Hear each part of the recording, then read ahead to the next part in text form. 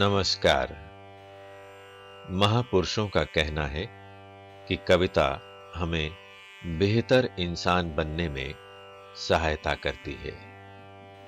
इसलिए ये जरूरी लगता है कि कविता सब तक पहुंचे, सब कविता को जानें और समझें। विशेष रूप से हमारी युवा होती पीढ़ी अर्थात किशोर बच्चे कविता से निकटता बनाएं तो एक बेहतर समाज के निर्माण में उनकी भूमिका सार्थक हो सकती है। किंतु ऐसा तभी संभव है जब हम ये जान लें कि कविता है क्या। कविता का एक छोर जहां कल्पना को आकाश की ऊंचाइयों तक ले जाने की क्षमता रखता है, वहीं जीवन का यथार्थ कविता को धरातल पर लाकर खड़ा कर देता है। यही अंतर्विरोध ही कविता का जनक है। कविता का भाव जगत छात्रों के लिए हमेशा से जिज्ञासा का कारण बनता रहा है। इस श्रृंखला के कार्यक्रमों में उनकी इन्हीं जिज्ञासाओं का उत्तर खोजने का प्रयास किया गया है।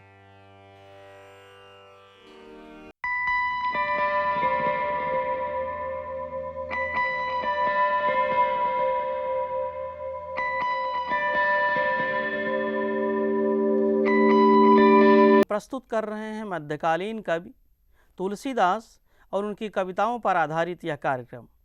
ये कविताएं कक्षा 12 की हिंदी की पाठ्यपुस्तक अंतरा भाग 2 में संकलित हैं। जिन कविताओं पर चर्चा आज होनी है उनमें 3 कविताएं शामिल हैं। एक कविता रामचरितमानस से ली गई है जिसका शीर्षक है भरत राम का प्रेम, और दूसरे 2 गीत उनके प्रसिद्ध ग्रंथ गीतावली से लिए गए हैं।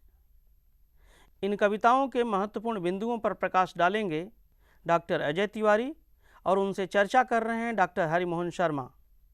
आइए देखते हैं ये बातचीत। भक्तिकाल के महत्वपूर्ण कवि तुलसीदास और उनकी कविता पर बातचीत करने के लिए हमारे साथ मौजूद हैं डॉक्टर अजय तिवारी। डॉक्टर तिवारी, आपका बहुत बहुत स्वागत है। नमस्कार।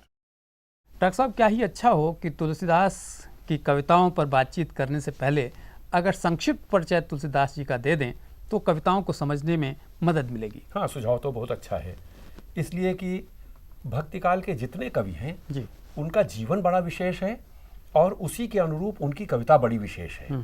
और जीवन और कविता इसका इतना सीधा रिश्ता भक्तिकाल के कवियों में है, वो अन्यत्र दुर्लभ दिखाई पड़ता है।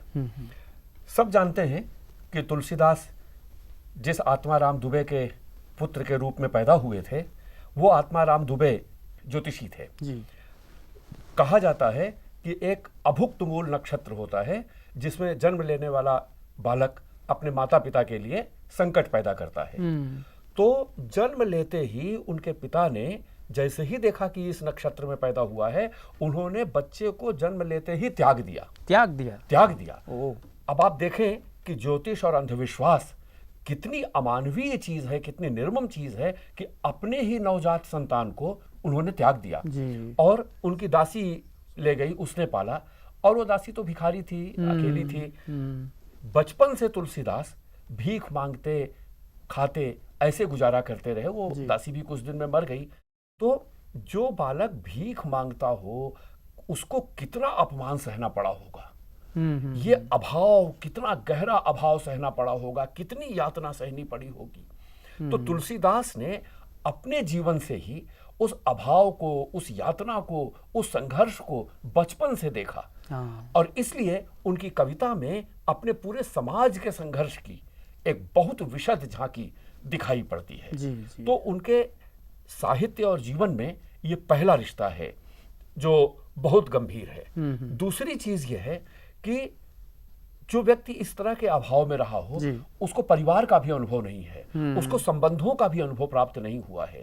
तो इस अभाव से जब एक कवि का स्वप्न पैदा होता है तो उसमें परिवार और संबंध के लिए बड़ी गहरी ललक होती है। और इसलिए हम रामचरितमानस में बराबर देखते हैं कि परिवार को तुलसीदास कितना बड़ा महत्वपूर्ण मूल्य बनाते हैं। जी। संबंधों के जितने बड़े कवि तुलसीदास हैं, उतना बड़ा कवि पूरे मध्यकाल में दूसरा नहीं है। मानव संबंधों के विविध रूपों का इतना बड़ा कवि, तो ये दूसरी चीज है जो तुलसीदास के उससे जुड़ी हुई है।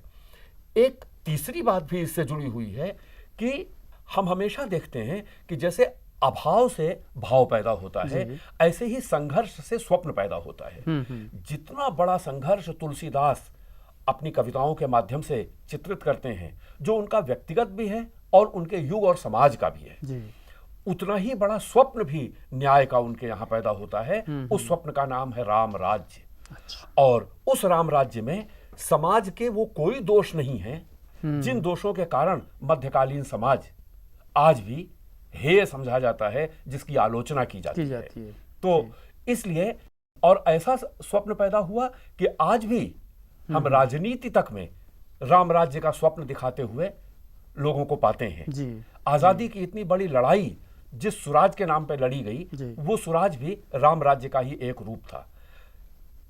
इन सबके बाद एक और पक्ष तुलसीदास के जीवन और साहित्य को जोड़ने वाला है, जिस पर ध्यान देना हमारे लिए बहुत जरूरी है, और वो ये है कि तुलसीदास कहने को ब्राह्मण कुल में पैदा हुए थे और ब्राह्मण के रूप में समाज के सर्वोच्च शिखर पर थे, 4 वर्णों की व्यवस्था में।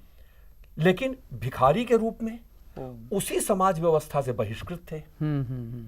और इस तरह उनका अपना जीवन समाज के 2 विपरीत ध्रुवों पर घूमता हुआ दिखाई देता है। और इसलिए उनके साहित्य में जीवन के इतने व्यापक अनुभवों का समावेश है, समाज के इतने विविध स्तरों के मनुष्य चित्रित किए गए हैं, जैसा उस युग के किसी दूसरे साहित्यकार में नहीं दिखाई पड़ता।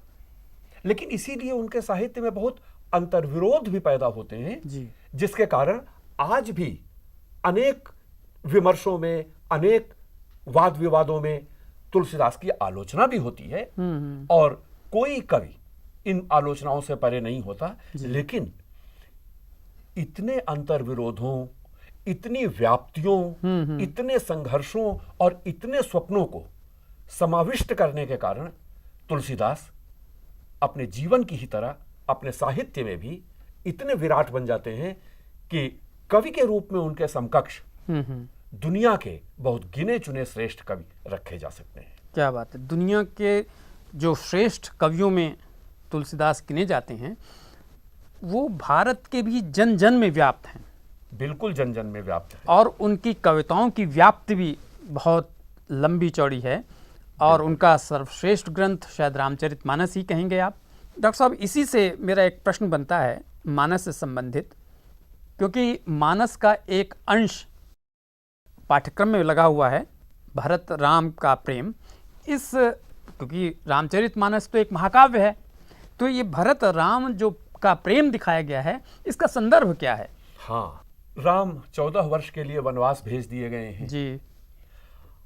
भरत जब लौटते हैं अयोध्या और सुनते हैं और राम के वियोग में पिता की मृत्यु हो चुकी है और माताएं और नगरवासी, पूरे अयोध्यावासी व्याकुल हैं, भरत को बड़ी आत्मग्लानि होती है। अच्छा। और फिर वे सबके साथ राम को मनाने के लिए चित्रकूट जाते हैं। अच्छा। ये चित्रकूट का प्रसंग है।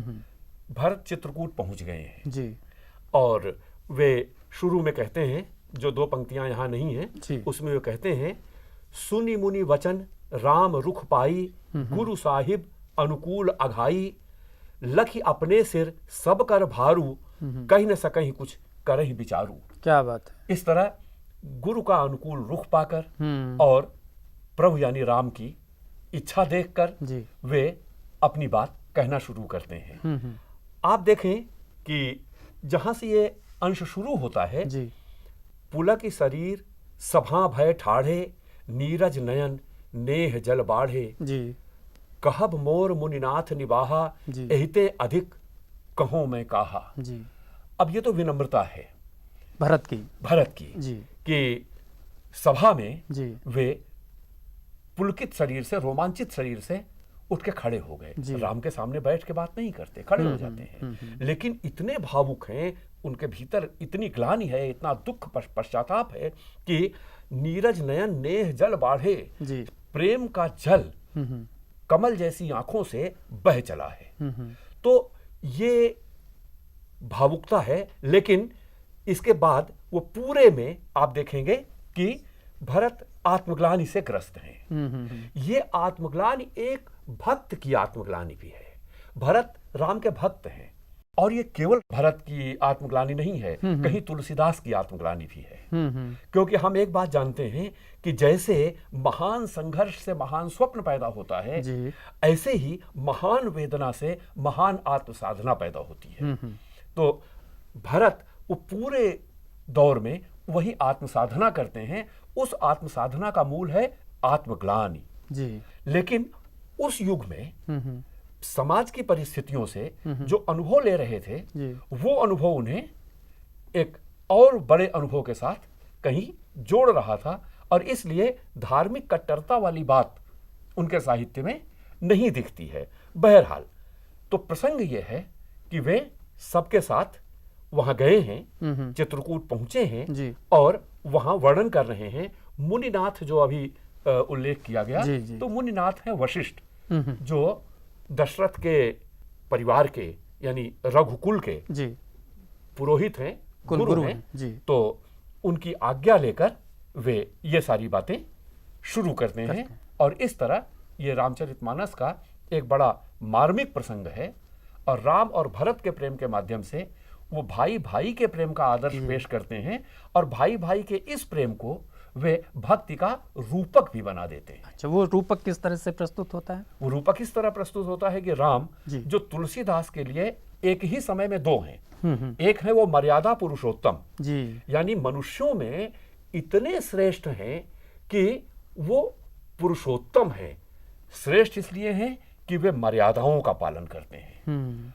दूसरी तरफ वे राम मनुज कसरे सठभंगा, वे मनुष्य नहीं हैं, वे सीधे ब्रह्म के अवतार हैं। ऐसे ब्रह्म के अवतार हैं कि अकेले राम के सामने करोड़ों ब्रह्मा, करोड़ों विष्णु, करोड़ों महेश, ये सब छोटे पड़ जाते हैं। तो पर ब्रह्म है। तो जो ऐसे राम हैं, उस राम के प्रेमी भरत, तो वे भक्त और भगवान के प्रतीक भी बन जाते हैं। लेकिन तुलसीदास की भक्ति का एक और अनोखा पहलू है। अच्छा, वो कहते हैं, इससे इसी प्रसंग में आगे जो अंश पाठ्यक्रम में नहीं है, लेकिन इसी से जुड़ा हुआ है कि भरत सरिस को राम सनेही, जग जपु राम, राम जपु जेही। भरत जैसा राम का प्रेमी कौन हो सकता है? सारा संसार राम को जपता है और राम भरत को जपते हैं। और इस तरह राम और भरत का प्रेम, भक्त और भगवान, भाई भाई का प्रेम तो है ही, दोनों एक दूसरे के लिए व्याकुल हैं। परंतु मैं देख रहा था इसी प्रसंग में ही कि विधि न सकेउ सही मोर दुलारा, नीच बीच जननी मिस पारा। तो विधि भी नहीं सशक्त हो पाई है राम के सामने। तो ये प्रसंग क्या है? विधि न सकेउ सही मोर दुलारा, राम मुझे इतना प्रेम करते थे, विधाता को यह बर्दाश्त नहीं हुआ, वो सह नहीं पाया। तो राम तो स्वयं ही परम परमेश्वर है, लेकिन वो तो लीला कर रहे हैं। अच्छा, यहाँ मनुष्य के रूप में लीला कर रहे हैं। वो भक्ति तो आदर्श रूप में तो वो परब्रह्म है, लेकिन वो तो लीला कर रहे हैं। देखिए, ये लीलावाद एक जटिल अवधारणा है। राम परब्रह्म है, सारे नियम राम बनाते हैं, लेकिन जब वो लीला करते हैं, मनुष्य का रूप लेते हैं, तो उन्हीं नियमों के बंधन में रहकर काम करते हैं। तब विधि आती है। तो वो विधाता भरत का ये सुख देख नहीं पाता, और इस तरह भरत के साथ वो छल करता है। एक दिलचस्प बात यहाँ उल्लेख करने, क्योंकि यहाँ विधाता की आलोचना करते हुए भरत ने अपनी बात शुरू की है।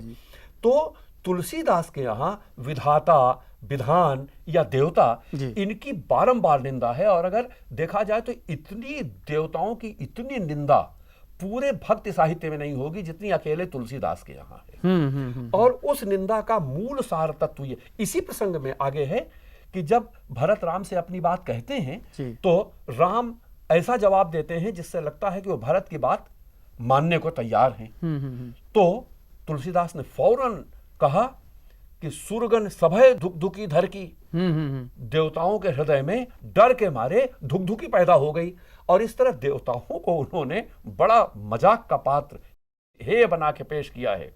यहां ये उल्लेख भी करना जरूरी है कि इसी प्रसंग में आगे वो कहते हैं जी। सरस्वती से कहलाते हैं जी। कि ऊंच निवास नीच करतूती देख ही न सके पराई विभूति।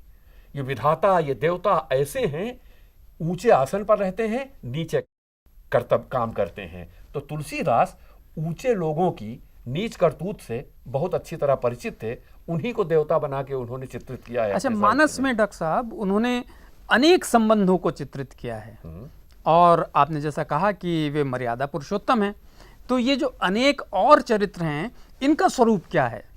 इनका स्वरूप इन छंदों में तो नहीं है जी। लेकिन पिता की आज्ञा हुई और वे चल पड़े। जी। उन्होंने प्रश्न नहीं किया। मूल वाल्मीकि रामायण में तो वे इतनी आसानी से नहीं मानते। जी। माता ने कहा कि जब पिता ने आज्ञा दे दी है तो मैं चाहे जितना कष्ट सहूं लेकिन मैं रोक नहीं सकती। वे आज्ञा लेने गए थे और कैकेयी तक से आज्ञा लेते हैं। जी।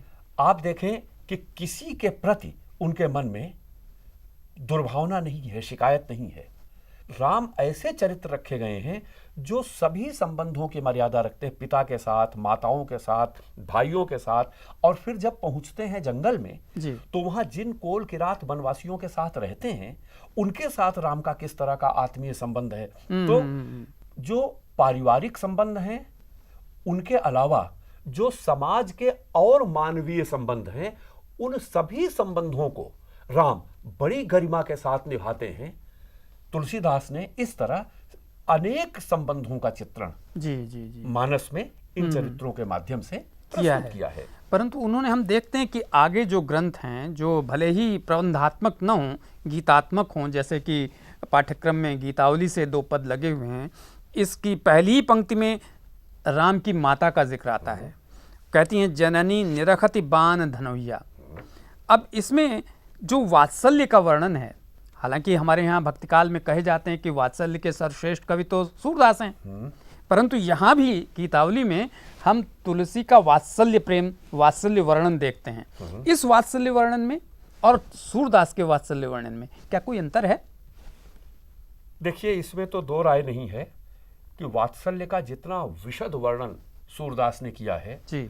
और वो वर्णन पढ़ के आज तक हम बच्चों को और बच्चों के साथ माता पिता का या और लोगों का जो संबंध है उसे उसी ढांचे में देखते हैं जी। तो वैसा वर्णन तो विश्व साहित्य में दुर्लभ है। तुलसीदास केवल वात्सल्य के इतने बड़े कवि नहीं हैं, इसमें कोई दो राय नहीं है। लेकिन तुलसीदास के वात्सल्य वर्णन में कुछ ऐसे आयाम हैं, सूरदास तुलसीदास के पूर्ववर्ती हैं जी। तो सूर के साहित्य से तुलसीदास अवश्य परिचित हैं, बड़े पढ़े लिखे आदमी हैं, तो वो दोहराते नहीं, उनके प्रति ट्रिब्यूट पे करते हैं, यानी उनके प्रति श्रद्धांजलि अर्पित करते हैं और वात्सल्य में एक नया आयाम जोड़ देते हैं। हाँ, वो नयापन क्या जैसे है? यहाँ भी आप देखें कि केवल वात्सल्य के स्तर पर देखना है तो माता जी। धनुष बाण देख रही हैं। जी। राम जब छोटे थे तो जिस धनुष बाण से खेलते थे वो उसी तरह से उनकी जो ललित पनहियां हैं, सुंदर छोटे छोटे जूतियां हैं, वो सब देखती हैं और देख के अपने हृदय से उसको लगाती हैं, आंखों से लगाती हैं धनुष बाण को, इन चीजों को। तो उनकी वस्तुओं से उनके अभाव को पूरा करने की कोशिश करती हैं, लेकिन अभाव और तीव्र होता है। तो वात्सल्य का एक धरातल यहाँ ये है, लेकिन इसी का एक दूसरा धरातल है जो तुलसीदास के यहाँ है, जो उनका विशेष है, क्योंकि ये भी बहुत गहरा है। जी जी जी। वो ये, जैसे आप देखें इसमें एक पंक्ति आती है, वो कहती हैं, बंधु बोली जेई जो भावे गई निशावर मैया। तो तुम अपने बंधुओं को, दोस्तों, मित्रों को लेके जो खेल खेल रहे हो, आओ बैठ के खा लो। मतलब कौशल्या राम से कह रही कौशल्या है। राम से कह रही है कि तुम जिन दोस्तों के साथ हो उन दोस्तों के साथ आओ, खा लो, माँ तुम्हारी बलैया ले रही है। वो दोस्त कौन है? वो दोस्त उनके 4 भाई तो नहीं हैं, उनके अलावा हैं। और बराबर उनके यहाँ ये बात आती है कि राम राजमहल से बाहर वो अयोध्या की गलियों में खेल रहे हैं। कई छंद हैं और खेलते भी क्या है, वो कंचे खेलते हैं, गोली, लट्टू रचाते हैं, ऐसे कुछ और बिल्कुल देहाती खेल हैं। राम वही सब खेल खेल रहे हैं। तो ये कौन बच्चे हैं? सूरदास के यहाँ कृष्ण गोप हैं, सब उन्हीं के स्तर के लोग हैं। वो गोप गोपियां हैं। हाँ, तो यहाँ सब राम एक राज परिवार से हाँ, हैं। एक जैसे हैं। हाँ। यहाँ राजा का लड़का है हाँ। और वो राजापन भूल के राजकुमारपन, उसको राजकुमारपन छू नहीं गया है। वो जाके नगर के साधारण बच्चों के साथ खेलता है और उन्हीं के साथ उन्हीं जैसे खेल खेलता है, राजमहल के अलग खेल नहीं खेलता है। तो उन बच्चों को लेके साथ में वहीं खाओ, ये करो। और इस तरह से जो राजा प्रजा का मेल है, ऊंच नीच के भेद का तिरस्कार है, ये दिखाई पड़ता है। ये नयापन है। नहीं, तुलसी के बंधु वात्सल्य बोल वर्णन में। जइये, जइये का यहाँ आशय क्या है? जेई माने जेवनार, जेना, आहा, खाना कि उन्हें बुलाओ, साथ बैठकर हाँ, खाओ। बंधु बोल, बंधुओं को बोलो कि आवे, जेवन कर लें, खा लें। खाने पीने जेवनार जिससे शब्द बना है। अच्छा। हाँ, जेव लें, खा लें, ये खाने के लिए है। अच्छा। इस तरह से है जी। तो आपने जो तुलसी के वात्सल्य का वैशिष्ट्य है उसे यहाँ बताया। इस तीसरा पद जो इसमें देखा, राघव एक बार फिर आओ। अब ये राघव से कहा जा रहा है एक बार फिर आवें। अब ये फिर आने का प्रसंग क्या है? अब राम चले गए हैं जी। वो इतने मर्यादा के रखवाले हैं और वचन के पक्के हैं जी। कि अपने आप आएंगे नहीं। और अभी तो भरत जाएंगे बुलाने के लिए, क्योंकि ये गीतावली का प्रसंग है। और संयोग से दोनों अंश, रामचरितमानस का अंश भी और ये दोनों गीत भी, दोनों रचनाओं में अयोध्या कांड से हैं। अच्छा। और अयोध्या कांड पूरे तुलसी साहित्य का सर्वश्रेष्ठ काव्य अंश है। और सर्वश्रेष्ठ काव्य अंश इसलिए है कि इसमें भावों का जितना द्वंद्व, भावों की जितनी सघनता और भावों की जितनी गहराई है, वैसी बहुत कम जगहों पर मिलती है। यहां फिर आओ तो जानती हैं आएंगी नहीं, लेकिन नहीं आएंगे तो भी मन तो कहता है कि आ जाएं। तो आने के लिए वो कारण बताती हैं जी। और इस पूरे छंद में कारण विचित्र है। अच्छा। मां अपना दुख नहीं कहती। वो अपने दुख को राम के पाले हुए घोड़ों के माध्यम से व्यक्त करती है।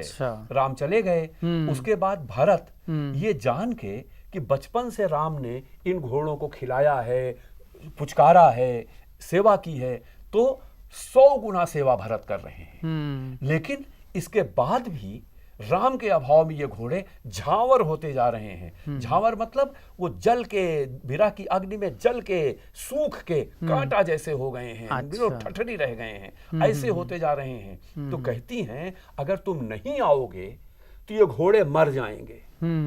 अब ऐसे में वो घोड़ों के माध्यम से अपने भीतर का दुख व्यक्त कर रही हैं। लेकिन इसका एक दूसरा पक्ष भी है जी, वो क्या है? राम के दुख में जो उनसे संबंधित प्राणी है, मनुष्य हैं, वही दुखी नहीं है। मनुष्य के अतिरिक्त जो प्राणी हैं वे भी बहुत दुखी हैं। अच्छा। और इस तरह मनुष्य और मनुष्येतर प्राणी सब राम के दुख को इस तरह अनुभव कर रहे हैं कि सबके लिए जीना मुश्किल हो गया है। ऐसा प्रभाव राम का दिखाया गया है। और इस तरह मनुष्य के, और आप जानते हैं मनुष्य ही प्राणियों की सेवा करता है, और वो प्राणी सेवा करने वाले मनुष्य का दुख बहुत अनुभव करते हैं। तो इन्हीं अनुभवों को क्या रामचंद्र शुक्ल ने मार्मिक स्थल कहा है? निश्चित रूप से मार्मिक स्थल कहा है। और अगर हम इन मार्मिक स्थलों की बात करते हैं तो ऊपर मानस के जो 3 अंश दिए गए हैं, यानी जो 3 दोहे दिए गए हैं, उनमें बीच का जो दोहा था जिस पर विधि वाला प्रश्न आपने किया था, उससे संबंधित एक बात का उल्लेख करना उचित होगा। जी। आप देखें, माँ तू मंदी मैं साधु सुचाली, हम्म। उर अस आनत कोटि कुचाली। जी जी जी। मतलब माता नीच है और मैं बड़े साधु स्वभाव का हूं, ऐसी बात अगर मन में आती है तो ये करोड़ों पाप की तरह होगा, दुराचार की तरह होगा, कोटि कुचाली होगा। तो भरत भी मां के प्रति तिरस्कार नहीं रखते। मतलब मां के किए का भी दुख दंश वो अपने स्तर पर झेलते हैं। ये आत्मग्लानि की पराकाष्ठा है। दूसरी तरफ आप देखें कि जब वो अपनी बात कहते हैं, गुरु गोसाई साहिब सिय रामू लागत मोहि नीक परिणामू, उन्हें नीक परिणामों, अच्छे परिणाम की उम्मीद होती है। एक तरफ आत्मग्लानि है, दूसरी तरफ आशा है। ये विरोधी भाव है। इसी तरह जो इसका दोहा है, साधु सभा गुरु प्रभु निकट कहूं सुथल सति भाव, प्रेम प्रपंच कि झूठ फुर जाने ही मुनि रघुराव। तो आप देखें कि यहाँ वो कहते हैं ना कि मैं जो भाव व्यक्त कर रहा हूं मैं शब्दों में नहीं कह सकता, लेकिन मेरे ये भाव सच हैं कि झूठ हैं, इसको मुनि यानी वशिष्ठ भी जानते हैं और रघुराव यानी राम भी जानते हैं। दोनों जानते हैं। दो कसौटियां भरत अपने सामने रखते हैं, गुरु को भी, बड़े भाई को भी। तो क्या कह सकते हैं कि ये आत्मग्लानि जो है करुणा का ही एक रूप है? करुणा का एक रूप है, करुणा का आत्मोन्मुख रूप है, यानी करुणा का वो रूप जो अपनी तरफ है। क्या बात है। और जो आत्मग्लानि है, इसी का समाजोन्मुख रूप करुणा होती है, ऐसे कह सकते हैं। अच्छा। लेकिन मैं उल्लेख ये करना चाहता हूं कि यहां आप देखें कि वो शब्दों में नहीं कह सकते। जहां भाव नहीं होते, शब्द होते हैं, वहां आडंबर होता है। यहां शब्द नहीं है, भाव हैं। और इस तरह एक आडंबर की संस्कृति है, एक भाव की संस्कृति है। दोनों संस्कृतियों के बीच की टकराहट है।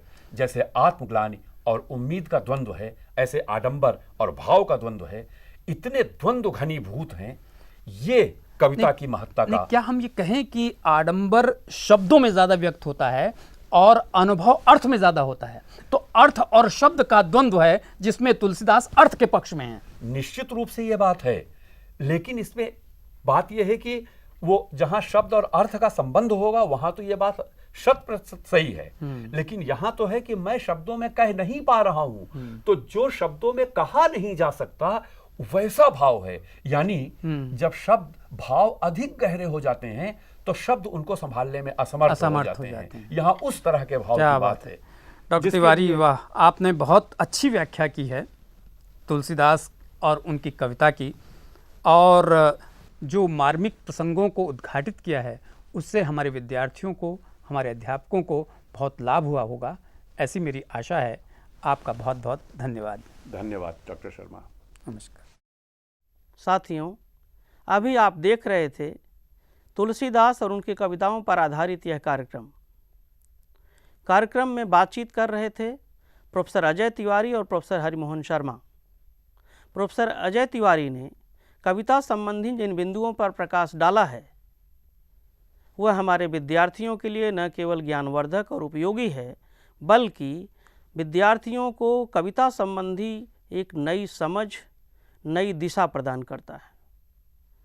फिर भी आपके मन में कोई प्रश्न हो, जिज्ञासा हो, तो आप अपने साथियों से, अपने अध्यापकों से चर्चा करें।